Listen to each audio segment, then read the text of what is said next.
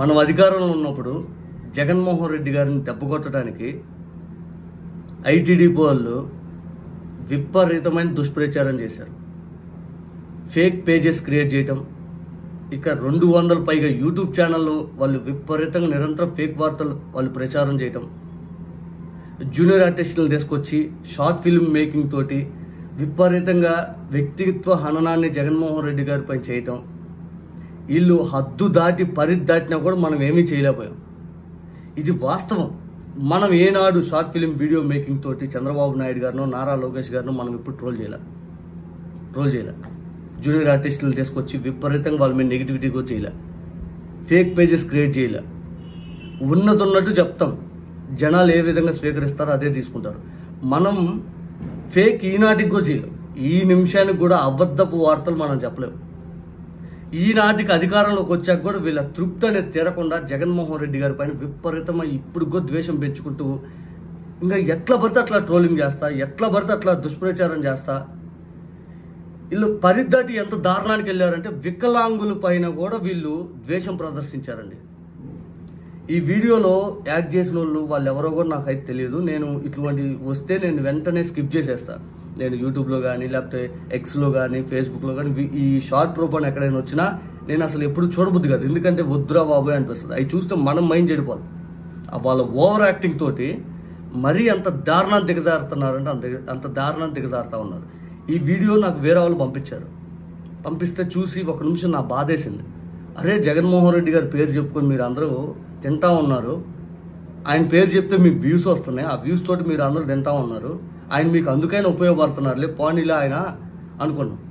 వీళ్ళు దుర్మార్గం ఎంత దిగజారిపోయారంటే వికలాంగుల పైన దారుణం చేశారు. వికలాంగులంట ఊరకు పెన్షన్ డబ్బుల కోసం ఆశపడి లేనిది వాళ్ళు కల్పించుకొని వాళ్ళ అవయవ లోపం పింఛన్ పొందారంట.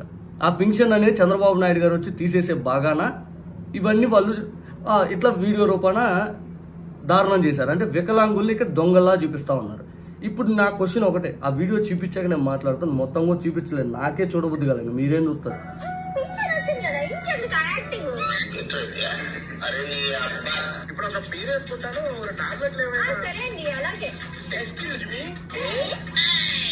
వికలాంగుల పెన్షన్ ఒరిజినల్ కాదని తెలుసుకోవడానికి వచ్చిన డాక్టర్ మరి ఇక్కడ కాలం రాసింది, నా కాలు కూడా ప్రాబ్లం ఏంటి.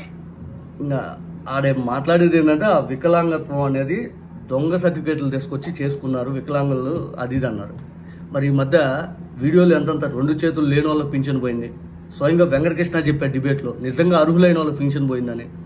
నా క్వశ్చన్ ఒకటే, మీ అందరికి ఎవరైతే చూపిస్తున్నారో లేకపోతే ప్రభుత్వానికి, వికలాంగులు అర్హత లేని వాళ్ళు పెన్షన్ వచ్చిందన్నారు కదా, ఆ పెన్షన్ సర్టిఫికేట్లు ఇన్నాళ్ళు వాళ్ళు పొందింది వాళ్ళ ఫోటోలతో సహా ఎక్కడ అవయవ లోపం వచ్చింది ఇవన్నీ బహిర్గతంగా ప్రజలకు చూపించండి. వాళ్ళు ఎందుకు కోల్పోయారు, ఏం జరిగింది అయిదని. ఇప్పటికీ ఎంపీడీఓ ఆఫీస్ దగ్గర ఎంతమంది పడిగాపులు కాస్తున్నారంటే నోటీసులు అందుకున్నాక మా పెన్షన్ ఎందుకు పోయిందని ఆందోళన చెందుతూ ఉన్నారు. వికలాంగులకు ఇవ్వాల్సిన ప్రభుత్వం తరపున భరోసా, వాళ్ళు ఒక చేతి మీద ఆధారపడి బతికే వాళ్ళకు ఒక చేయూతను అందించాలి ఏదో రూపాన, అది ప్రభుత్వం కనీస బాధ్యత.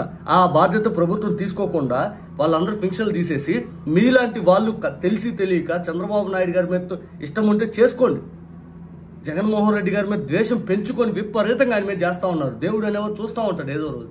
కానీ వికలాంగుల జోలికి వచ్చి వాళ్ళని కడుపు కొట్టే మార్గం చేయొద్దు దయచేసి. లేదు, వాళ్ళు నిజంగా అర్హత లేని వాళ్ళు పెన్షన్ వచ్చిందంటే చూపించండి, ప్రజలకు చూపించండి. మీకు ఎన్ని రోజుల పెన్షన్ వస్తుంది, ఎప్పుడు పోయింది, 1,00,000 మంది పైగా 2 లక్షల మంది పైగా తీసేశారని చెప్పారు కదా, వాళ్ళందరినీ బయట పెట్టండి, తీసుకొచ్చి చూపించండి. చేతులు లేని వాళ్ళు ప్రజాశక్తిలో చూసాం, ఆంధ్రజ్యోతిలో చూసాం, సాక్షిలో చూసాం, ఈనాడులో చూసాం, ఎంపీడీ ఆఫీస్ దగ్గరికి వెళ్తే 100 మంది కనిపిస్తూ ఉన్నారు. అయినా కూడా మీకు కడుపు జల్లారక వాళ్ళ మీద దుష్ప్రచారం ఏంటయా? ఆ అమ్మాయి ఓవర్ యాక్టింగ్ మామూలుగా లేదు, కాలుతోదంత దీన్ని. డబ్బులంట తీసుకొని ఈయన మందు అవటానికి ఇవ్వాలంట. అరే, వాళ్ళు చేయూతను అందిస్తే వాళ్ళ అవసరాలు తీర్చుకోవడానికి, వాళ్ళు పనికి పోలేక లేకపోతే ఏదైనా ఇబ్బంది ఉంటే వాళ్ళ అవసరాలు తీర్చుకోవడానికి పనికొచ్చే ఆదాయాన్ని మందు తాగడానికి అంట. ఎంత అవమానకరిస్తున్నారండి వికలాంగులను వీళ్ళు. ఈ ప్రభుత్వంలో వికలాంగులకు బతికే స్వేచ్ఛ కూడా లేదు. ఇంత దారుణమా? ఇది మంచి పద్ధతి కాదు. దయచేసి మీరు ఏదైనా చేసుకోండి, కానీ ఇట్లాంటి చేసి దారుణమైన దానికైతే మీరు ఒడిగట్టొద్దు.